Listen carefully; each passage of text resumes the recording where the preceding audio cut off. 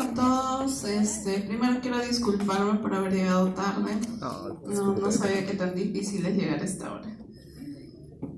Mi nombre es Florisabel Ventura, soy médico radiólogo del Hospital Arzobispo Loaiza y en esta ocasión les voy a hablar sobre ecografía de hombro y displasia de cadera. Vamos a empezar por la ecografía de hombro. El hombro es una articulación que está formada básicamente por 3 huesos: la clavícula, la escápula y el húmero. Y a su vez va a tener 3 articulaciones principales: la glenumeral, la acromioclavicular y la esternocostoclavicular.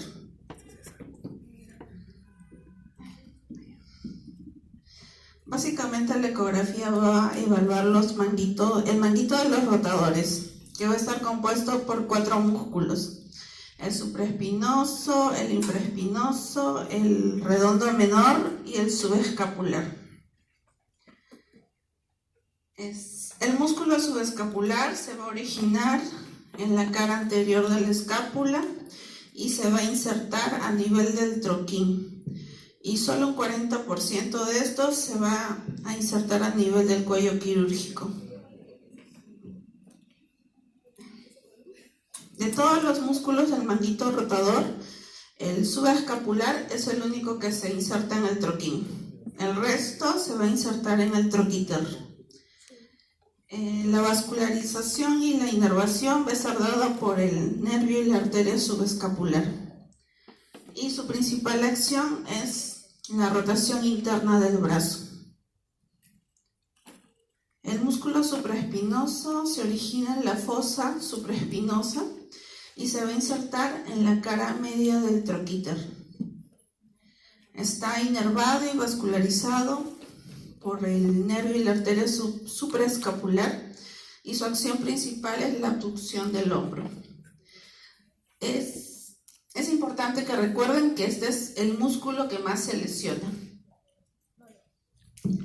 El músculo infraespinoso se va a originar en la fosa infraespinosa y se va a insertar en la carilla media del troquíter. Va a estar inervado y vascularizado por el nervio y la arteria supraescapular y su principal acción es de rotación externa. El redondo menor se va a originar en el borde lateral de la escápula y se va a insertar en la carilla inferior del troquíter. Se va a inervar con el nervio axilar y su vascularización va a estar dada por la arteria circunfleja posterior. Su principal acción es la rotación externa. También es importante recordar que este es el músculo que menos se lesiona. El hombro tiene múltiples ligamentos. Ya los leerán para no perder mucho tiempo, pero básicamente por ecografía no se pueden ver todos, sino por resonancia. Las bursas sí son importantes.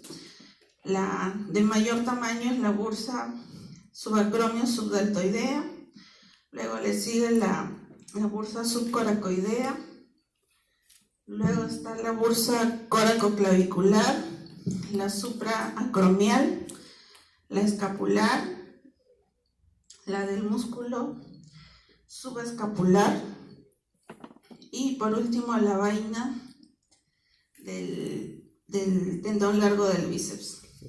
Normalmente las bursas tienen un poco de líquido, ¿ya? Mientras esta bursa tenga líquido hasta 1 milímetro de amplitud va a ser normal. El estudio ecográfico está recomendado como la valoración inicial del hombro doloroso después de la placa radiográfica.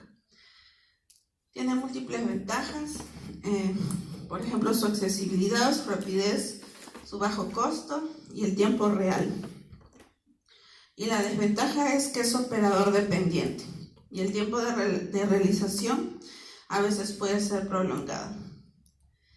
Para iniciar el estudio debemos preguntar al paciente la ubicación exacta del dolor. Debemos inspeccionar la zona y palparla. y hacer un estudio dinámico con múltiples movimientos que nos va a ayudar a visualizar mejor los tendones. Y también debemos hacer una comparación contralateral con el lado sano. El equipo que vamos a usar es un transductor lineal con una frecuencia entre 7.5 hasta 15 MHz. La exploración debe ser dinámica, bilateral y complementar con estudio Doppler. Las imágenes que vamos a observar en las múltiples maniobras, lo primero que vamos a observar es la piel, el tejido celular subcutáneo y los tendones. Los tendones son estructuras hiperecogénicas, homogéneas, que pueden estar rodeadas por vainas sinoviales o tejido conectivo denso. En el corte longitudinal, como es este caso, vamos a ver múltiples líneas paralelas, hiperecogénicas, que nos dan lugar a dos líneas hiperecogénicas que nos enlazan tanto el músculo como con el hueso. Tenemos múltiples técnicas de exploración para el hombro. La primera, vamos a pedirle al paciente que estire la mano como pidiendo limosna, ¿ya? Y vamos a colocar el transductor lineal a nivel del tendón de la porción larga del bíceps.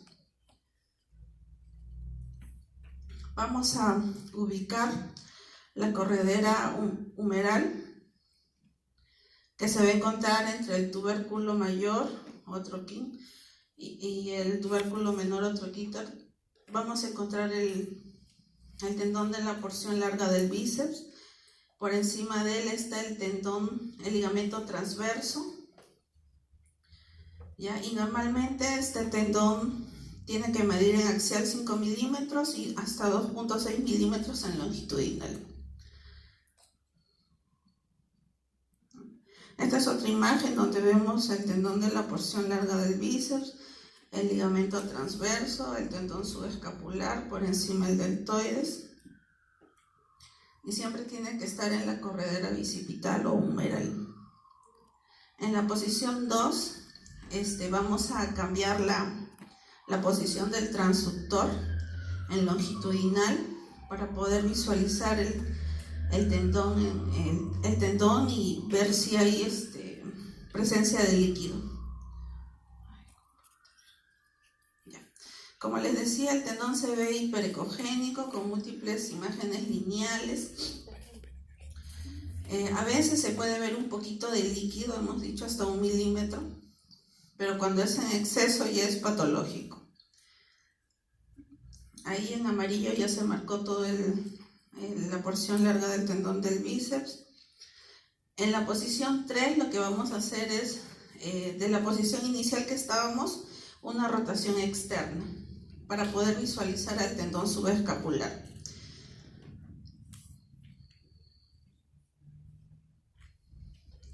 Este es el tendón subescapular. Ya habíamos dicho que es el único que se inserta a nivel del troquín. Es un tendón homogéneo con fibras paralelas. Acá también es otro tendón subescapular que se ha pintado en amarillo. Y por encima siempre está el deltoides y por abajo está el húmero. En la posición 4 solo cambiamos igual la posición del transductor. Y lo que vamos a observar es el eje corto del tendón subescapular y su unión miotendinosa. En la posición 5 le vamos a pedir al paciente que coloque su mano en el bolsillo para evaluar al tendón supraespinoso.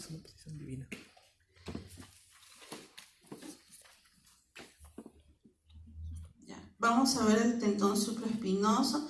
Es delgado, es homogéneo, mide hasta 6 milímetros.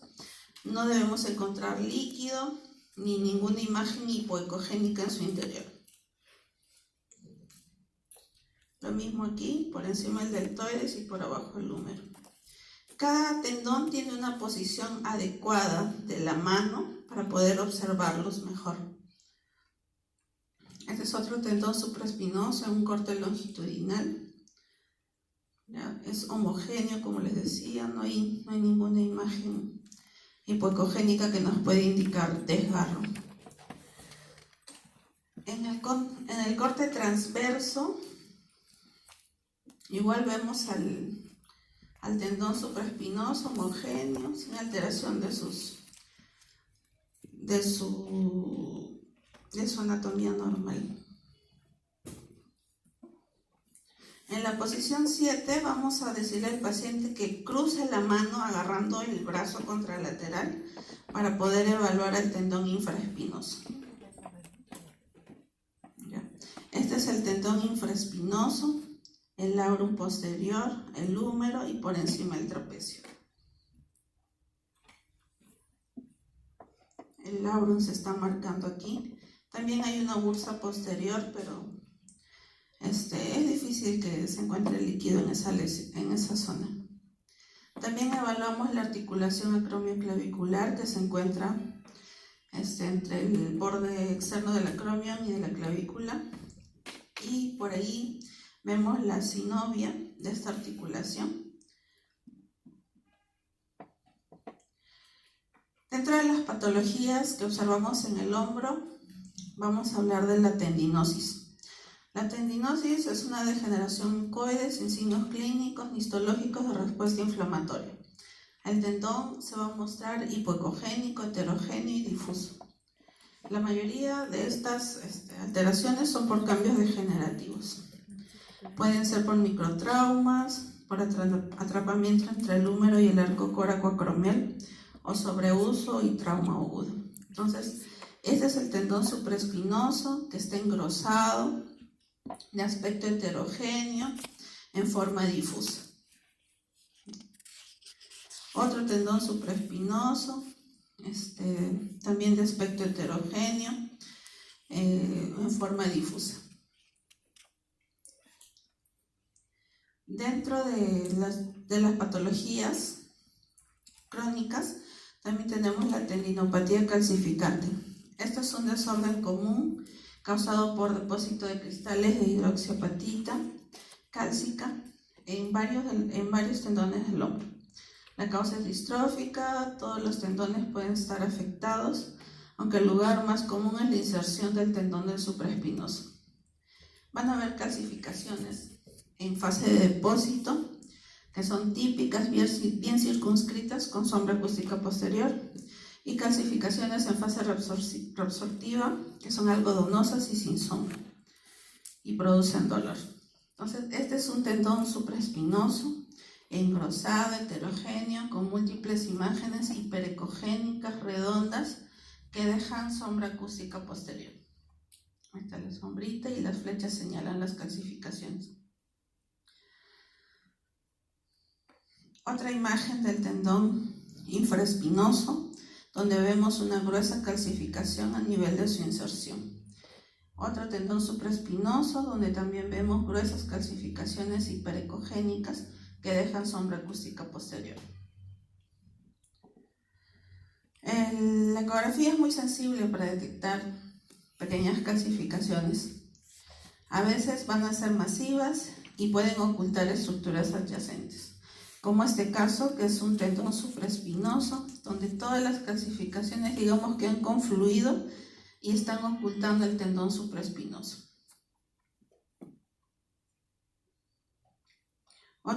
Este es un tendón subescapular, donde vemos una imagen hiperecogénica, redonda, en el tercio medio.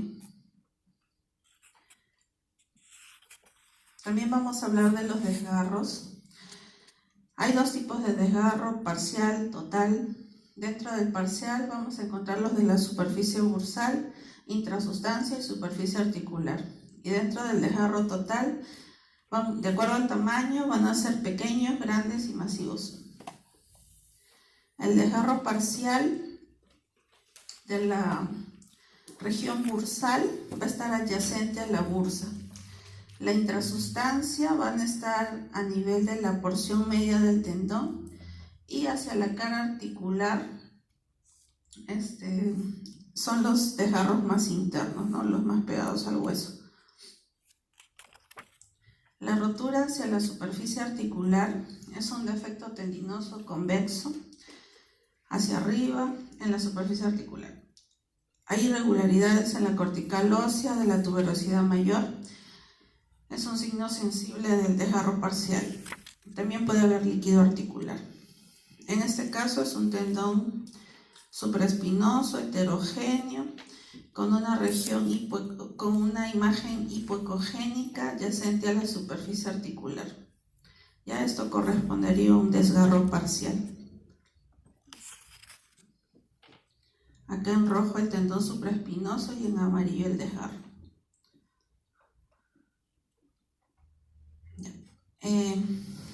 Si es que se extiende hasta la superficie articular, se va a apreciar como un defecto heterogéneo, ya no hipoecogénico. Y también nos puede producir irregularidad en la cortical ósea. Este es otro tendón supraespinoso donde observamos una imagen hipoecogénica adyacente a la superficie articular. Y entonces el diagnóstico acá sería un desgarro parcial en la superficie articular del supraespinoso. Los desgarros hacia la superficie bursal son cóncavos hacia la superficie externa del tendón. Puede haber líquido en la bursa acromial y herniación de la grasa peribursal. Este también es un tendón supraespinoso donde vemos una imagen alargada hipoecogénica que se observa hacia la cara bursal.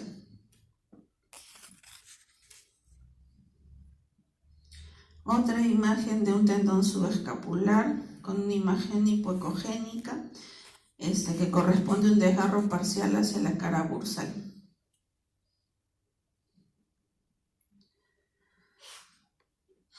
Este es otro tendón supraespinoso, heterogéneo. La flecha delgada, esta flecha está señalando un patrón fibrilar conservado del tendón, pero en esta zona vemos una alteración del patrón fibrilar con un poco de líquido, ¿no?, que rodea esta alteración. Es un desgarro también, desgarro parcial de la cara bursal. También hay desgarros intrasustancia. Hemos dicho que esto va a estar en la parte media del tendón, en este caso supraespinoso. No va a contactar con ninguna superficie, ni con la articular, ni con la bursal, y generalmente se da por envejecimiento del tendón. Otro desgarro intrasustancia en el tendón supraespinoso, ¿no? Vemos una área hipoecogénica en la parte media del tendón. También debemos tener en cuenta que hay artefactos que se le denominan anisotropía. Y esto se da porque al poner el transductor no lo ponemos paralelamente con las fibras del tendón. Entonces esto nos podría indicar que es un desgarro de la cara articular del supraespinoso, pero no es, porque si arreglamos el transductor, lo ponemos paralelo a las fibras del tendón, ya no se va a ver nada, entonces solo es artefacto. Dentro de los desgarros de espesor total, vamos a ver que hay comunicación entre la cavidad glenumeral y la bursa subacromial. Aquí vemos un defecto a nivel del tendón supraespinoso que compromete todo el espesor del tendón. En amarillo, lo que es el desgarro completo o desgarro total. Vamos a tener signos directos para poder diagnosticar un desgarro. Ya, el primero de ellos es la herniación de la grasa peribursal o músculo deltoides hacia el defecto tendinoso. Aquí, por ejemplo, un tendón supraespinoso que ha perdido la convexidad. Hay un defecto ahí que está herniando, en este caso por el músculo deltoides. Y aquí en amarillo ese es el desgarro. También tenemos el signo de la rueda pinchada, que es la pérdida. Normalmente el tendón es convexo, ¿ya? El signo de la rueda pinchada es como que se pincha, ¿no? Se pierde la convexidad normal del tendón, como en este caso. Ya no es convexo, sino está medio deprimido en esta zona.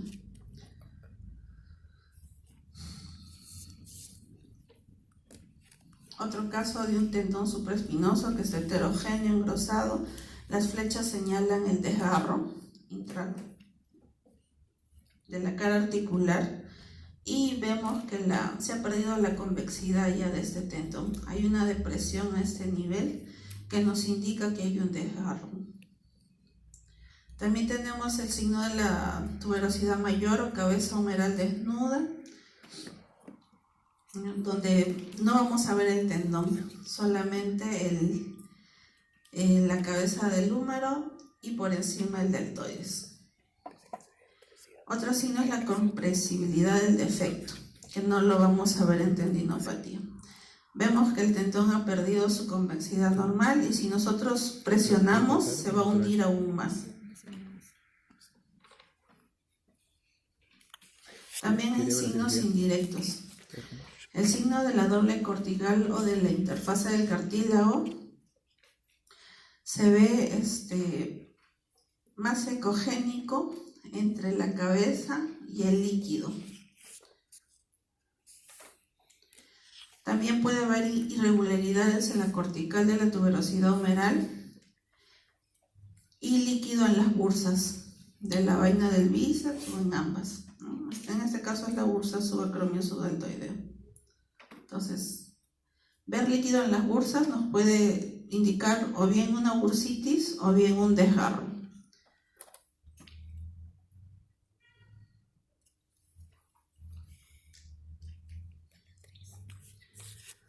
Este es un tendón supraespinoso que ha perdido su morfología normal.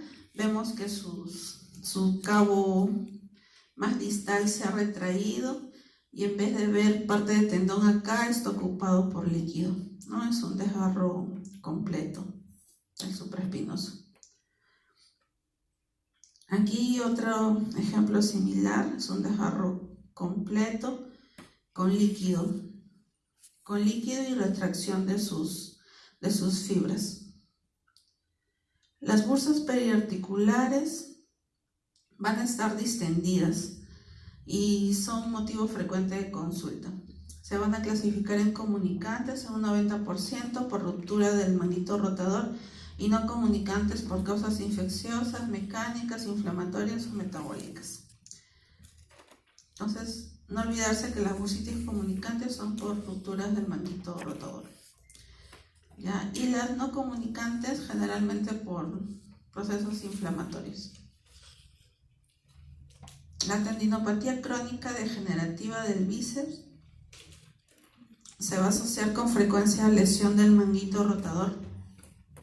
Vamos a observar un tendón engrosado, heterogéneo, a veces puede ser normal, también puede haber el líquido en su vaina por derrame articular y no siempre va a ser patológico.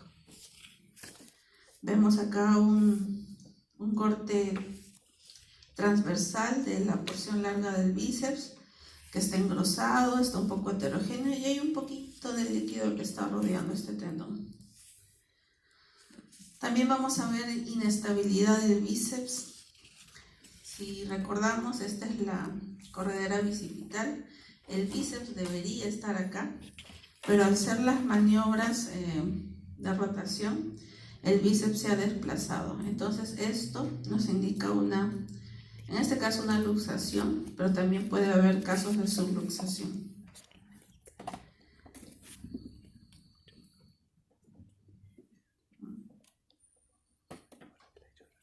También vamos a ver desgarros a nivel del bíceps, que normalmente va a ocurrir en la entrada de la corredera bicipital. Vamos a encontrar un tejido cicatricial, como este caso. Vemos un corte longitudinal del tendón del bíceps, donde vemos sus bordes irregulares, está de aspecto heterogéneo y hacia arriba vemos líquido. lo mismo que acá. Acá también vemos un tendón del bíceps en cortes axiales. Lo vemos de bordes irregulares. Normalmente el bíceps es redondito, hiperecogénico, y lo está rodeando abundante líquido en su vaina sinovial. Este es el corte longitudinal. Aquí en la porción distal sí vemos que las fibras están continuas, pero hacia su porción proximal los bordes son irregulares y está, más adelgazado, ¿no?, en su porción proximal. Y aparte de eso, justo en esta zona irregular está rodeado de abundante líquido. Eso nos indica un desgarro parcial del bíceps. También vamos a evaluar tumores malignos, que no son tan frecuentes realmente. El histiocitoma fibroso maligno se va a dar entre los 20 y 60 años, es igual en hombres y mujeres, representa un sarcoma pleomórfico y es el tumor más frecuente de la edad adulta. En la tomografía vamos a verlo como una masa isodensa al músculo, grande, lobulada, áreas de necrosis, y no se olviden que siempre los tumores malignos captan contraste. El liposarcoma sí es algo más frecuente, pero es el segundo tumor en frecuencia. Se va a dar más en adultos mayores. Es una masa indolora, grande, a veces es dolorosa, y también es isocogénica al tejido celular subcutáneo. Presenta gruesos tabiques que captan contraste y tiene una apariencia heterogénea por nódulos, necrosis y hemorragias. El leiomiosarcoma es el tercer tumor más frecuente, es una masa inespecífica, puede tener áreas de necrosis y hemorragia. Se asocia mucho a metástasis hepática y siempre realzan con el contraste. Casi todos son similares, ya no hay mucho que ver ahí. ¿Hasta ahí alguna pregunta?